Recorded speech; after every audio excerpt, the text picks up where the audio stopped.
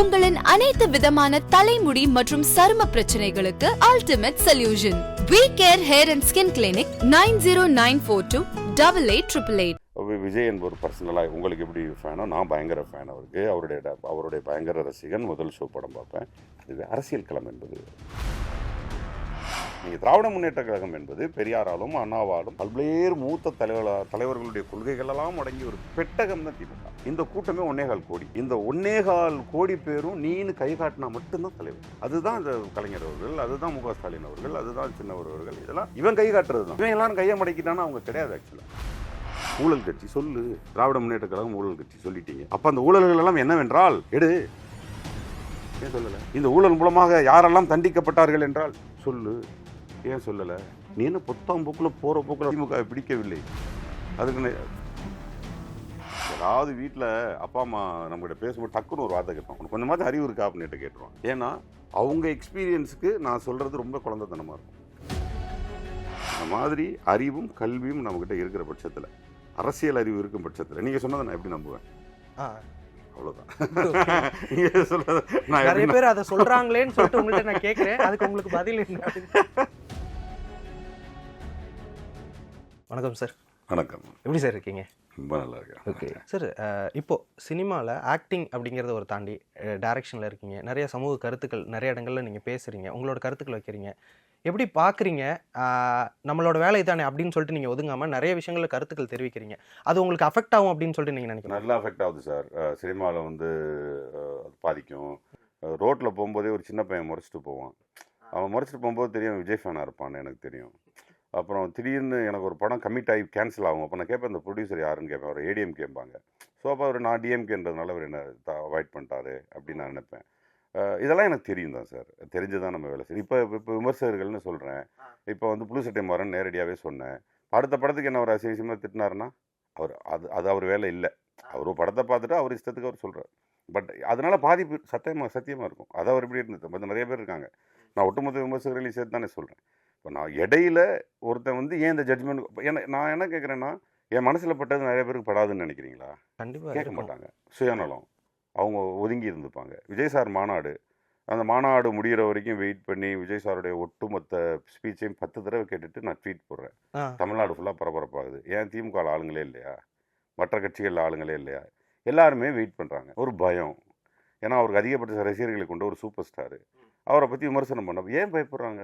அப்புறம் எதுக்கு அந்த தொழிலில் இருக்கணும்? அப்புறம் எதுக்கு அந்த அந்த அந்த அந்த எந்த நீங்கள் நிர்வாகத்தில் இருக்கீங்களோ அந்த நிர்வாகத்திற்கு எதிராக பேசுவதற்கு ஒரு தைரியம் வேணும். இப்போ நான் சினிமாவில் இருக்கேன், விமர்சகர்களை குறை சொல்கிறேன், ப்ரொடியூசர் கவுன்சில் இப்போ குறை சொன்னேன், ஒட்டுமொத்த எல்லாரையுமே நான் இப்போ குறை சொன்னேன். சினிமாவை காப்பாற்ற வேண்டியது உங்கள் கடமையெல்லாம் பேசாமல் தானே இருக்கீங்க.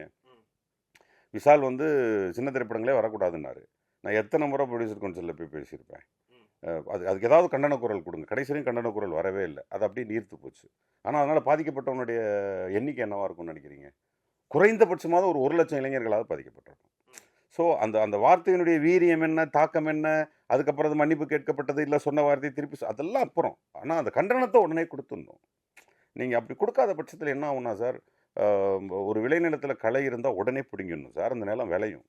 நீங்கள் ஒரு கலை தானே அப்படின்னு விட்டுட்டீங்கன்னா, கலை என்பதே என்ன, தவறு என்பதே என்ன, ரொம்ப சீக்கிரம் பரவுறது தான் தவறு. சரிதான் ரொம்ப லேட்டாக பேசுகிறோம்.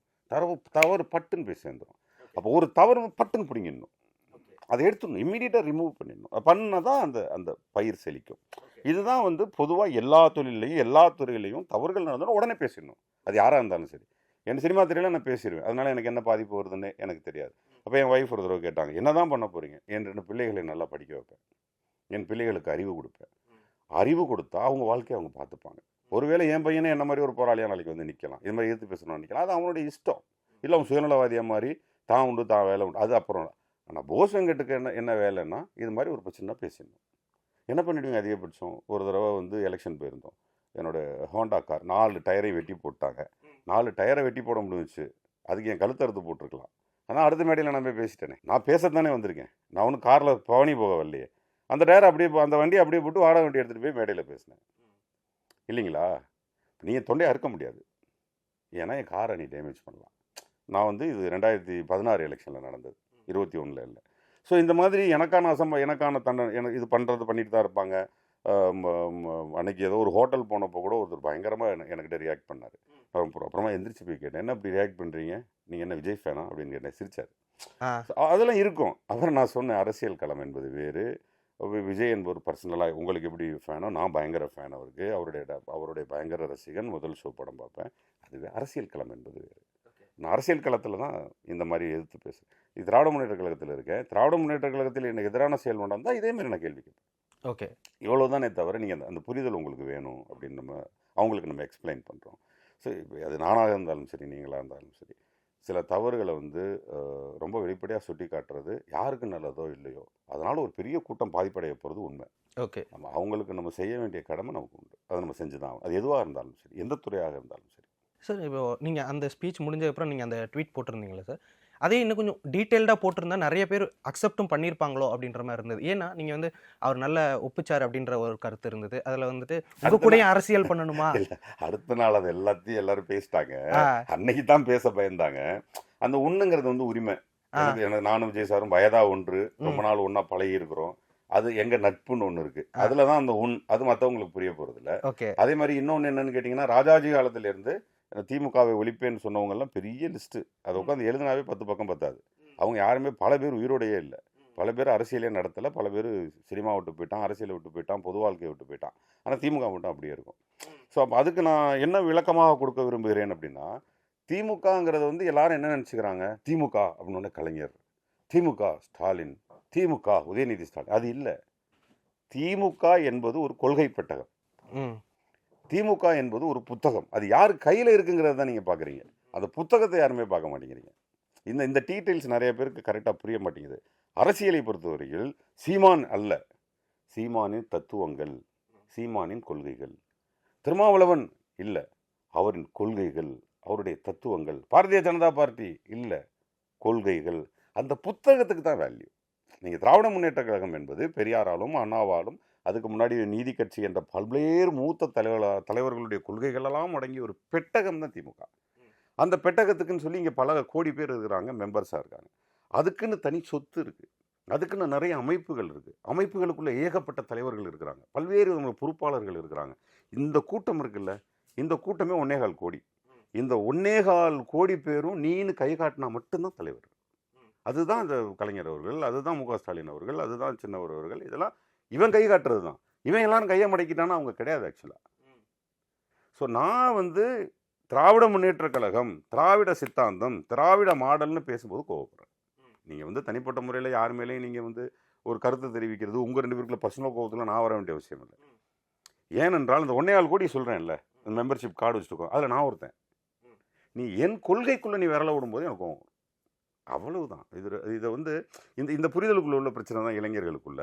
இப்போ நான் எப்படி இவ்வளோ டீட்டெயில்டாக சொல்லணும், இது மாதிரி திரு விஜய் அவர்களோ அது யாராக இருந்தாலும் சரி, அந்த கீழே இருக்கக்கூடிய தொண்டர்களுக்கு சொல்ல வேண்டியதெல்லாம் ஒன்று, இவங்க ஃபாலோ பண்ணி வர வேண்டியது தலைவர்களே அல்ல, தலைவருடைய சித்தாந்தங்களை, தலைவருடைய கொள்கைகளை. அவனுடைய சித்தாந்தமும் கொள்கையும் யாரையும் நோக்கி இருக்கணும், மக்களுக்கான வந்துட்டான், அது மக்களையும் நோக்கி மட்டுமே இருக்கணும். அது சுய சிந்தனையாக இருக்கக்கூடாது, அது சுயநலத்துக்காக இருக்கக்கூடாது, இல்லைங்களா? அதைத்தான் நான் மேடையில் என்ன சொல்கிறேன், ஒரு ரசிகன் மன்றம் நடத்தினாவே நீ அவனுங்களை முட்டாளாக வச்சுக்க கூடாதுங்கிறேன். நீ படிச்சிட்டியா தான் கேட்கணும் முதல் கேள்வி. நீ என்ன இங்கே பால் ஊற்றிட்டு இருக்கிற, நீ வேலைக்கு போனியா, வேலைக்கு போகல, வேலைக்கு போகாமல் உனக்கு என்னடா தேட்டரில் வேலை. இதுக்கு என்னைக்காச்சும் ஒரு சூப்பர் ஸ்டார் கேட்டிருப்பாரு. அதை எனக்கு தெரிஞ்சு கமல் சார் ஒரு தடவை பேசி நான் பார்த்தேன், அஜித் சார் ஒரு தடவை பேசி நான் பார்த்தேன். அதுவும் ரொம்ப சிலையடையாக சொல்லியிருப்பாங்க, என்ன கட் அவுட் கிட்ட பால் ஊற்றிட்டு போய் வேலையை பாருங்க அப்படின்னு சொன்னால் நான் பார்த்துருக்கேன். நான் அதை ஒரு கண்டிஷனாகவே போடுங்கன்னு கேட்குறேன். எங்கே சுல்லர் சேனலுக்கு பால் ஊற்றிட்டு இருக்கானா, ஷான் கனரிக்கு பால் ஊற்றிட்டு இருக்கானா? இல்லை. அதான் நீங்கள் எங்கேயா பார்த்துருப்பீங்களா? அவன் படத்தை படமாக பார்க்குறான், அவன் வேலை அவன் பார்க்குறான். ஒரு சாதாரண அட்டைக்கு கொண்டே பாலை ஊற்றுறதுனால எதுவும் நடக்க போகிறது இல்லைன்னு அந்த கொண்டாட்டத்துக்கு பால் வாங்கின காசுக்கு அதை டீயாக குடிச்சிட்டு போயிருந்தீங்கன்னாவே அது நல்ல கொண்டாட்டம். நீ பால் வாங்கினல ஒரு கடையில் அதை 10 டீயா போட சொல்லி 10 பேர் டீ குடிச்சிருந்தீங்கன்னாவே அதில் பிரயோஜனம் இருக்குது. அதை பாலாக தரையில் ஊற்றி அதில் என்ன பிரயோஜனம் இருக்குது? அப்போ நம்ம சொல்கிறது இல்லையா, இதெல்லாம் தவறு, இதில் புரிதல் இல்லையா உங்களுக்கு? என்ன பண்ணிகிட்ருக்கீங்க நீங்கள்? என் திரைப்படம் வெளியாவது கொண்டாட்டம் தான், கொண்டாட்டத்தை வச்சுக்க, போய் தேட்டரில் படம் பாரு. அதை விட்டு இந்த வேலை யாராவது சொல்லியிருக்காங்களா? அப்போ தான் என்ன சொல்கிறேன், நீ முட்டாள்களாக வச்சுக்காத, அவனை புத்திசாலியாக வச்சுக்க, படிக்க சொல்லு, அவன் குடும்பத்தை நல்லபடியாக பார்த்துக்க சொல்லு, அடுத்தடுத்த இடத்துக்கு போக சொல்லு. இப்போ நான் பல்வேறு இன்டர்வியூவில் சொல்கிறேன், நான் புரட்சி தலைவர் எம்ஜிஆர் அவர்களை பற்றி நான் பேசுவதற்கான சூழல் இல்லை, அப்போ நான் சின்ன பையன். ஸோ நான் இப்போ வரும்போது எனக்கு அவர் பெரிய மனிதனாக தெரிகிறார், பெரிய சூப்பர் ஸ்டாராக தெரிகிறார். இது இன்னமும் இப்போ திரும்ப திரும்ப அவருடைய திரைப்படங்கள் எல்லாம் பார்க்க போகும்போது பிரமிப்பை ஏற்படுத்துகிறார். ஆமாம், நீங்கள் இப்போ கூட போய் எம்ஜிஆர் அவருடைய திரைப்படங்களை பாருங்கள், காதல் காட்சிகளை நீக்கிவிட்டு, காதல் காட்சிங்கிறது அந்த சமயத்தில் இருக்கக்கூடிய அந்த இளைஞர்களுக்கு அவர் இளைஞராக இருக்கும் போது எடுத்த அது ஒரு என்டர்டெய்னிங் ஃபேக்டர், ஃபைட்டு அதெல்லாம் விட்டுருங்க. ஆனால் ஒரு பொது மனிதனாக அவர் வாழும்போது தம் அடிக்க மாட்டார், தண்ணி அடிக்க மாட்டார். எல்லா டைலாக்ஸ்லையும் பாருங்கள், பிள்ளைங்க ஸ்கூலுக்கு போகலையா, யாரை பார்த்தாலும் சாப்பிட்டீங்களா, ஏன் இப்படி இருக்கீங்க. அப்போ ஒரு ரிக்ஷா இருக்கிறவன் வந்து ஃபீல் பண்ணுறான், ரிக்ஷா இருக்கிறது வந்து தப்பா, அது ஒரு தொழில், அது ரிக்ஷாலாம் இழுக்கலாம், ஆனால் உன் பிள்ளைங்கள படிக்கவே, அவனே நாளைக்கு கலெக்டராக வந்தால், ஆனால் நாளைக்கே இதே மாதிரி உயரதிகாரியாக, இப்படி எல்லா படத்துலையும் பேசியிருக்காரு. அப்போ இந்த கீழே இருக்கவனுக்கு பூரா அவர் என்ன சொல்லியிருக்காரு, நம்பிக்கையை கொடுக்கக்கூடிய வார்த்தைகளை கொடுத்துக்கிட்டே இருந்திருக்காரு. அன்னைக்கு வந்து இன்னையோட அன்றைக்கி ரொம்ப ஜாஸ்தி. அன்றைக்கி வந்து ஒரு எம்ஜிஆர் திரைப்படம், சிவாஜி திரைப்படம் வர்றது தான் அவனுக்கு ஒரே பொழுதுபோக்கு. அந்த பொழுதுபோக்குள்ளே போய் அவன் என்ன பண்ணுறான், அவர்கிட்டேருந்து எடுத்துக்கிட்டு வரான், வீட்டுக்கு வரான். ஒரு ஏழவன், அவனுக்கு வந்து என்ன சொல்லியிருக்காரு எம்ஜிஆர், இந்த ஏழ்மை நிலையானதல்லன்னு சொல்லியிருக்காரு. நம்புகிறான். நீ தம் அடிக்காதன்றான், விட்டுறான். தண்ணி அடிக்காத, விட்டுறான். எல்லாமே குடும்பம், அம்மா அப்பாவை நேசிக்கிறான் டக்குன்னு. ஸோ இந்த மாறுதலை தானே ஏற்படுத்தணும். அது சினிமா மட்டுமே பண்ணிட முடியாது, நான் சினிமாவும் பண்ணலாம்னு சொல்கிறேன். ஓகே, சினிமாவும் பண்ணலாம். இப்போ நான் குறைந்தபட்சமாக ஒரு 10 பேர் போயிட்டு இருக்க இடத்துல ஒரு கண்ணு தெரியாதவங்களுக்கு பிச்சை போட்டு தான் ஆகணுங்கிறது கிடையாது. ஆனால் ஏன் உள்ளுணர் என்ன சொல்லுதுன்னா, நான் கொடுக்கும் 1 ரூபாயோ, அடுத்தடுத்து அதனுடைய தொகுப்பான 10 ரூபாயோ அவளுக்கு ஒரு வேளை உணவை கொடுத்து விடலாம். அதான் அந்த பிச்சைக்காரியை நீ வாழ வச்சிருவியா அப்படின்னா, அந்த பிச்சைக்காரியை கூட்டு போய் குளிப்பாட்டி சோறு போடு, அதை சொல்லலை. நான் போடுற 10 காசோ 20 காசோ அது குடும்பமாக சேர்ந்து அவளுடைய பசியை நீக்குங்கிற உணர்வு இருக்குல்ல, அந்த மாதிரி ஒவ்வொருத்தனுக்கும் சமுதாய கடமை இருக்குது. சின்ன சின்னதாக சொல்லுவேன், அதெல்லாம் யாருமே சொல்லலைங்கிற கோபம் எனக்கு உண்டு. ஓகே, அதை தான் சொல்கிறேன் நான். சரி, இப்போது விஜய் அவர்களை பார்க்கும்போது நிறைய பேர் ஆச்சரியப்பட்டாங்க. முதல் மாநாட்டுக்கு இவ்வளோ பெரிய கூட்டம் வந்தது அப்படின்ற அந்த பேச்சு நிறைய நாள் இருந்தது. நிறைய பேர் எதிர்ப்பு தெரிவிக்கிறாங்க. நிறைய அந்த அதிர்வலைகளை அவர் ஏற்படுத்திட்டு இருக்காருங்கும்போது, அவரோட இந்த அரசியலில் 2026 டிஎம்கேக்கு அடுத்த ஒரு கட்சியாக இந்த கட்சி தான் இருக்கும் அப்படின்னு சொல்லிட்டு நீங்கள் நம்புறீங்களா? சார், அது நான் எனக்கிட்டே இந்த கேள்வி கேட்குறீங்களே, நான் எப்படி நம்புவேன்? வேற யார்ட்டே கேட்டீங்கன்னா கூட நம்புவாங்க. ஓகே, நான் எந்த காலத்துலையும் நம்ப மாட்டேன். ஓகே சார், ரொம்ப சிம்பிள் சார். நம்ம சொல்லுவோம்ல, ஏதாவது வீட்டில் அப்பா அம்மா நம்மகிட்ட பேசும்போது டக்குன்னு ஒரு வார்த்தை கேட்போம், உனக்கு கொஞ்சமாவது அறிவு இருக்கா அப்படின்ட்டு கேட்டுருவாங்க. ஏன்னா அவங்க எக்ஸ்பீரியன்ஸுக்கு நான் சொல்கிறது ரொம்ப குழந்தைத்தனமாக இருக்கும். அதானே? ஆமாம். இப்போ ஒரு ஆசிரியர்கிட்ட போய் சொல்கிறோம், படித்து தொலைஞ்சிருக்கலாமே, அறிவு இருக்கா அவனுக்குன்னு இப்போ ஆசிரியர் சொல்கிறேன். என்ன அர்த்தம், அங்கே இருக்கக்கூடிய புத்தகத்தில் இருக்கக்கூடிய சரியான வார்த்தைகளை நான் கவனித்து உங்ககிட்ட நான் வந்து சொல்லலை, அதுதானே கல்வி. அந்த மாதிரி அறிவும் கல்வியும் நம்மக்கிட்ட இருக்கிற பட்சத்தில், அரசியல் அறிவு இருக்கும் பட்சத்தில் நீங்கள் சொன்னதை நான் எப்படி நம்புவேன்? அவ்வளோதான். நீங்கள் சொல்கிறது நிறைய பேர் அதை சொல்கிறாங்களேன்னு சொல்லிட்டு உங்கள்கிட்ட நான் கேட்குறேன், அதுக்கு உங்களுக்கு பதில் என்ன? ஸோ அது வந்து ரொம்ப சிம்பிள் தம்பி. அரசியலுக்கு வருபவர்களை வரவேறுங்கிறது வந்து ஒரு ஒரு மையமாக ஒரு விஷயத்தையும் புரிஞ்சுக்க மாட்டேங்கிறாங்க. அரசியலுங்கிறது என்ன? மக்கள் சேவை. அரசியலுங்கிற வார்த்தையை தூக்கிடுங்களே, அப்போ அரசியல் என்ற வார்த்தை இனிமேல் அதிகாரத்திலேருந்து அழிக்கப்படும் அப்படின்னு அழிச்சிட்டு பாருங்கள். உங்கள் பேர் என்ன? அரசியல்வாதி இல்லை, மக்கள் சேவையாளர் தானே. மக்கள் சேவை கட்சி, அரசியல் கட்சி இல்லை, மக்கள் சேவை கட்சி. இப்போ அரசியல்னு தூக்கிட்டு மக்கள் சேவைன்னு வச்சு பாருங்கள், அழகாக இருக்கும் பார்க்க. இப்போ அரசியல் ஏன் தெரியுமா உங்களுக்கு தப்பாக தெரியுது?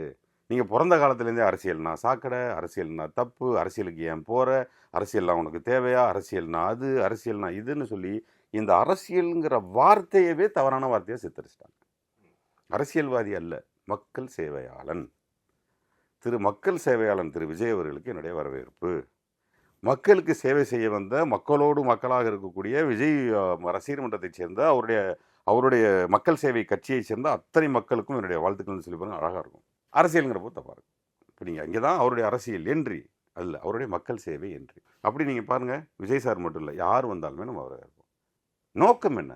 மக்கள் சேவை, அவ்வளோ. அப்படி மக்கள் சேவைன்னு வரும்போது நம்ம என்ன ஒத்து கவனிக்கணும்னா, சரி ஓகே, நீங்கள் மக்கள் சேவைக்கு வந்துட்டீங்க, நீங்கள் என்னென்னலாம் சொல்ல போகிறீங்க, உங்கள்கிட்ட மக்கள் சேவை என்னென்னலாம் இருக்குது, ஏற்கனவே யாரெல்லாம் மக்கள் சேவை செஞ்சுருக்காங்க, அந்த மக்கள் சேவையில் என்னென்னலாம் இது வரைக்கும் சமுதாயத்தில் மாற்றம் ஏற்பட்டிருக்கு.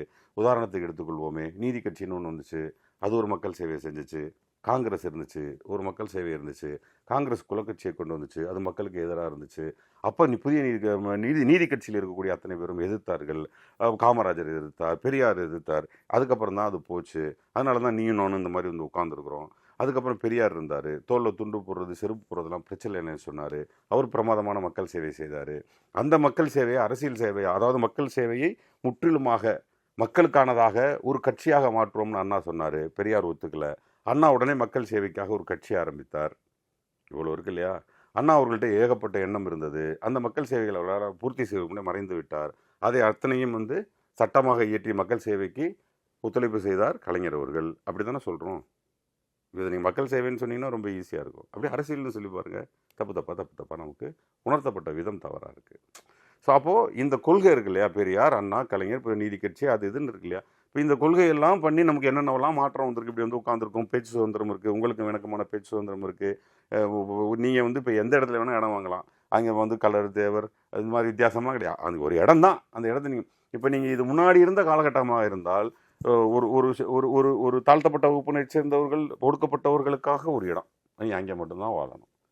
தெருவுக்கு பேரே வச்சுருப்பான், ஒரு உயர்ந்த சாதியை வைத்து அந்த தெரு, இன்னொருத்தன் ஒரு உயர்ந்த சாதியை வைத்து இந்த தெரு, அப்படி தானே வாழ்ந்தோம். இன்றைக்கி அது இருக்கா? ஸோ இந்த மாதிரி பல மாற்றங்களை அரசியல் கட்சிகள் கொண்டுட்டு வந்தது இல்லையா, மக்கள் சேவைகள் கொண்டு வந்தது இல்லையா, அதில் நீங்கள் என்ன பண்ணுறீங்கன்னு நம்ம எதிர்பார்ப்போம். யார் வந்தாலும் அங்கே குழப்பம் வரும்போது எடுத்து நிற்போம், அவ்வளோ. ஓகே, அவரோட கொள்கை ரீதியாக உங்களுக்கு இதெல்லாம் எதுவுமே சொல்லவே இல்லையே. சொல்லுங்கன்னு தானே சொல்கிறோம். சொல்லுங்கள், சொல்லலை. இப்போ ஒரு ஒரு ஆளுங்கட்சியை பார்த்து அது ஊழல் கட்சின்னு யார் சொல்லுவா தெரியுமா? எதிர்கட்சி சொல்லும்.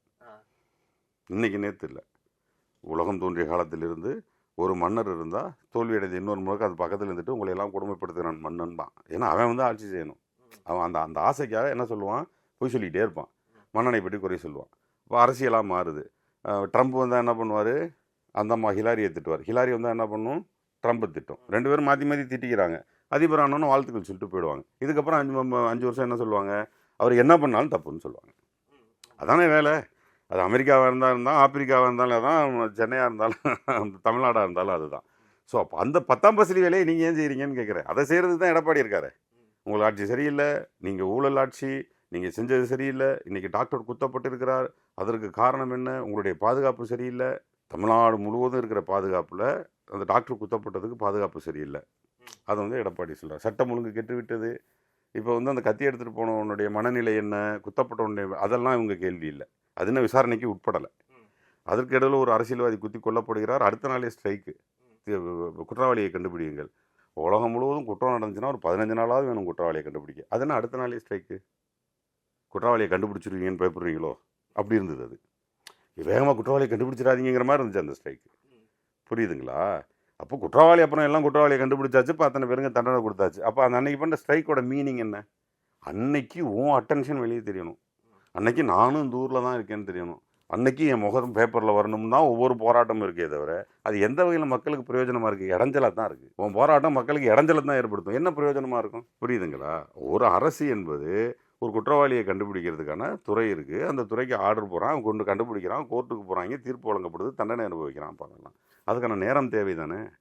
அடுத்த நாள் நீ பண்ண அத்தனை போராட்டங்களுடைய விளைவு, எந்தெந்த ஏரியாவில் நீ போராட்டம் பண்ணியோ அங்கே ஒரு வேளை ஒரு கர்ப்பஸ்தினி கரெக்டாக போயிட்டு அந்த கர்ப்பஸ்திரி போயிட்டு ஒரு ஹாஸ்பிட்டலுக்கு போக முடியாமல் ஒரு குழந்தை இழந்திருக்கலாம். அன்னைக்கு ஒரு இதய நோயாளி அதிமுக பண்ண போராட்டத்தினால கிராஸ் பண்ண முடியாமல் இறந்துருக்கலாம். அதெல்லாம் வெளியே வந்திருக்காது. நீங்கள் பண்ணுற போராட்டம் 4 பேர் அழிவைத்தான் கொடுக்குமே தவிர எந்த வகையிலையும் அட்டென்ஷனை கொடுக்காது. அட்டென்ஷனை எப்படி கொடுக்கணும்?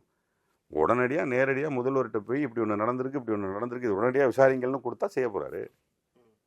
அது என்ன நீங்கள் மக்களை கூப்பிட்டு வச்சு போராட்டங்கிறது என்னது? அது ஒரு விதமான நானும் இருக்கிறேன்னு காட்டுறது. அது யார் செஞ்சாலும், திமுக செஞ்சாலும் தான், அதிமுக செஞ்சாலும், நான் என் கருத்தில் வந்து ஆளுங்கட்சி எதிர்கட்சி என் கட்சி உங்கட்சி எல்லாம் கிடையாது. நீங்கள் செய்யக்கூடிய போராட்டங்கள் எந்த மாதிரியான நல்ல விஷயங்களை தருது. இப்போ நீங்கள் வள்ளுவர் கூட்டம் பக்கத்தில் ஓரமாக உட்காந்துட்டிங்கன்னா எந்த பிரச்சனையும் இல்லை. பீச்சில் ஒரு ஓரமாக எவனுங்க டிஸ்டர்ப் இல்லாமல் உட்காந்தா, ஏன்னா நீங்கள் அட்டென்ஷன் கிரியேட் பண்ணால், ஆனால் அப்படி பண்ணுறது இல்லை. நடு ரோட்டில் உட்கார்றது. மக்களை துன்புறுத்தி விட்டு நான் மக்களுக்காக போராடுகிறேன், அது என்ன போராட்டம்? அந்த போராட்டமே தப்பாச்சு. உன்னுடைய பேசிக் கான்செப்டே தப்பாச்சு. அதனால் எனக்கு அதுலெல்லாம் உடன்பாடு இல்லை. அது அந்த மாதிரி வேலையெல்லாம் செய்யக்கூடாது. சும்மா வந்து ஏறி நின்றுக்கிட்டு ஆளுங்கட்சி ஊழல் கட்சி, சரி ஓகே ஊழல் கட்சி. நான் எப்போ சொன்னாலும், உங்கள் பேர் என்ன சொன்னீங்க? ராகுல் பிரபாகர். எனக்கு ராகுல் பிரபாகரை பிடிக்கும், அது வார்த்தை. எனக்கு ராகுல் பிரபாகரை பிடிக்காது, வார்த்தை. நான் சொல்லிட்டு எஞ்சு போயிடுவா? எனக்கு ராகுல் பிரபாகர் பிடிக்காதியா? நீ என்ன நினைப்ப என்னை பற்றி? நான் ராகுல் பிரபாகரை பிடிக்காது என்பதற்கு 6 காரணங்களை சொல்கிறேன் அப்படின்னு சொல்லிட்டா அது உனக்கும் பிரயோஜனம், எனக்கும் பிரயோஜனம். ஆமாம். நீ ஒன்றை மாற்றிப்ப. ஊழல் கட்சி சொல்லு, திராவிட முன்னேற்ற கழகம் ஊழல் கட்சி சொல்லிட்டீங்க, அவர்களுக்கு எதிராக. சரி ஓகே, அப்போ அந்த ஊழல்கள் எல்லாம் என்னவென்றால் எடு. ஏன் சொல்லலை? இந்த ஊழல் மூலமாக யாரெல்லாம் தண்டிக்கப்பட்டார்கள் என்றால் சொல்லு. ஏன் சொல்லலை? நீ என்ன பொத்தாம் போக்கில் போகிற போக்கில் ராகுல் பிரபாகரை பிடிக்கவில்லைன்ற மாதிரி, திமுகவை பிடிக்கவில்லை, அதுக்கு கோவம் வராது. கண்டிப்பாக. அந்த கோபம் தான் நான் பட்டேன். புரியுதுங்களா? இதில் என்ன தப்பு இருக்குது? இப்போ திராவிட முன்னேற்ற கழகம் வரும்போது 568 மேனிஃபெஸ்டோவில் வந்து 568 திட்டங்களை என்னமோ கொடுக்குறாங்க. எனக்கே ஆச்சரியமாக இருந்துச்சு. ஏன் போகிற போக்கில் மாதம் 1000 ரூபாங்கிறாங்க. நான் தானே போய் பேசுகிறேன். 21 நம்ம தமிழ்நாடு முழுவதும் போய் பிரச்சாரம் பண்ணுறேன். மகளிர்களே திராவிட முன்னேற்ற கழகத்துக்கு வாக்களியுங்கள், உங்களுக்கு மாதந்தோறும் 1000 ரூபாய் எல்லாம் பொம்பளை பிள்ளைகளே சந்தேகமாக பார்க்குது. இவங்க எப்படி கொடுப்பாங்க 1000 ரூபா? எனக்கே அந்த கொடுத்தாங்களா? ஆமாம், கொடுத்துட்டு தான் இருக்காங்க. ஸோ இப்போ என்னென்னா, இங்கே வெறும் அறிக்கைகளை விட்டு செல்வதல்ல அரசியல். வெறும் அறிக்கைகளை விட்டு சென்று மக்களை ஏமாற்றுவதல்ல. நீ என்ன சொன்னாலும் ஆடியன்ஸே மக்களை ஏன் கேட்க மாட்டேங்கிறா? யோ எப்பா சொல்லிட்டு போங்கடா, எக்ஸ்பிளைன் பண்ணி எனக்கு. நீ இப்படி 19 ரூபா விட்டுட்டு போயிடுறிய, இப்போ சொல்லிட்டு போயிடுறியே. இப்போ வந்து எடப்பாடி அவர்கள் வந்து சட்டம் ஒழுங்கு கெட்டு போச்சுன்னாரு. இது வரைக்கும் இத்தனை வருடங்களாக இதே தமிழகத்தில் வசிக்கக்கூடிய சூப்பர் ஸ்டாரான விஜயும் அதே அறிக்கையை குடிக்கிறார். தமிழகத்தில் எங்கே பார்த்தாலும் சட்டம் ஒழுங்கு கெட்டு போச்சு, எங்கே பார்த்தாலும் சட்டம் ஒழுங்கு கெட்டு போச்சுன்னாரு. இவரும் வாக்களித்து இவரும் ஓட்டு கேட்டு அதிமுக ஜெயிச்சிச்சு. அதே வருடத்தில் தான் அந்த அம்மாவுக்கு தண்டனை வழங்கப்பட்டுச்சு. அதே சமயத்தில் தான் அந்த அம்மா பெங்களூரில் சிறையில் இருந்துச்சு. அந்த தண்டனையை அனுபவிச்சுக்கிட்டு இருந்துச்சு. அப்போ சட்டம் என்ன பண்ணிடுச்சு? குற்றத்தை நிரூபிச்சிருச்சு. இப்போ குற்றவாளி உள்ளே இருக்கிறாங்க. இங்கே வேற ஒரு ஆட்சி நடந்துகிட்டு இருந்துச்சு. நீங்கள் ஏன் பேசவே இல்லை? அன்னைக்கு எத்தனை குற்றங்கள் நடந்துச்சு? மிகப்பெரிய குற்றமான அந்த அம்மாவே உள்ளே இருந்துச்சு. டபால் இருந்துச்சு. ப்ரெஸ் எல்லாம் கூப்பிட்டு மன்னிப்பு கேட்கணுமா இல்லையா? நானும் தாங்க ஆதரவு தெரிவித்தேன், மக்களே நானும் தாங்க ஆதரவு தெரிவித்தேன், நான் விஜய் பேசுகிறேன், தப்பு பண்ணிட்டேன். நான் என்னால் நிச்சயமாக ரசிகர்கள்லாம் ஓட்டு போட்டிருப்பீங்களே. இதை முக்கியமாக விஜய் ரசிகர்களுக்கு தான் அது. இந்த மன்னிப்பு அவர் கேட்கல. போட்டிருப்பீங்களே. பார்த்தீங்கன்னா நான் ஒரு தவறான ஆளுக்கு ஓட்டு கேட்டுட்டேன், பாருங்கள் குற்றம் நிரூபிக்கப்பட்டு அவன் ஜெயிலில் இருக்கான். ஆகவே இந்த தவறுக்காக நான் வந்து மன்னிப்பு கேட்டுக்கிறேன் சொன்னாரா விஜய்? சொன்னாரா? எங்கேயாவது அந்த தவறுக்கு மன்னிப்பு கேட்காதவர் இன்னைக்கு என்ன தவறை கண்டுபிடிக்கிறான்னு கேட்குறேன். அப்போ அவர் ரசிகர்களையும் சேர்த்து தானே ஏமாத்துறாரு, மக்களையும் சேர்த்து தானே ஏமாத்துறாரு. அது சொல்லக்கூடாது அவர்கிட்ட. அதான் நான் சொல்கிறேன். கண்டிப்பாக நிறைய விஷயங்கள் பகிர்ந்துக்கிட்டீங்கன்னு. உங்களுடைய இந்த தகவல்கள், கருத்துக்கள் நிறைய பேருக்கு பயனுள்ளதாக இருக்கட்டும். உங்களுடைய நேரத்திற்கும் கருத்திற்கும் நன்றிங்க. தேங்க்யூ. உங்களின் அனைத்து விதமான தலைமுடி மற்றும் சரும பிரச்சனைகளுக்கு ultimate solution. We Care Hair and Skin Clinic 90942 8888.